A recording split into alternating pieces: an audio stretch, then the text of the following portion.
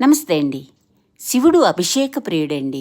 ఈరోజు నేను శివాభిషేకంతో పాటు ఈ ధనుర్మాసంలో విష్ణుమూర్తి స్వరూపమైన చిన్ని కృష్ణుడికి కూడా శుద్ధ జలంతో అభిషేకం చేసుకున్నానండి.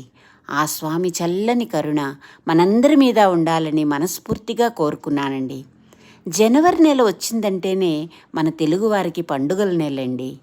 మనం 3 రోజుల పాటు ఎంతో ఆనందోత్సాహాలతో జరుపుకునే భోగి, సంక్రాంతి, కనుమ పండుగలు ఈ జనవరి నెలలోనే వస్తాయండి.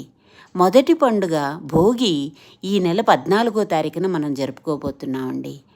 ఆ రోజే ధనుర్మాసంలో చివరి రోజు కాబట్టి గోదాదేవి శ్రీరంగనాథుడికి కళ్యాణం అన్ని వైష్ణవాలయాల్లో అత్యద్భుతంగా నిర్వహిస్తారండి.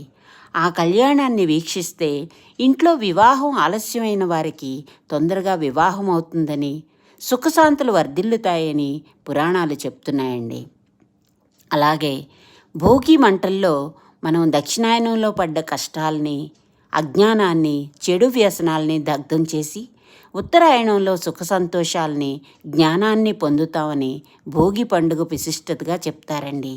అలాగే ఇంట్లో చిన్నపిల్లలుంటే వారికి భోగి పళ్ళు పోసి దిష్టి తీస్తారండి. ఈ భోగిని మనం అందరం సుఖశాంతులతో జరుపుకోవాలని మనస్ఫూర్తిగా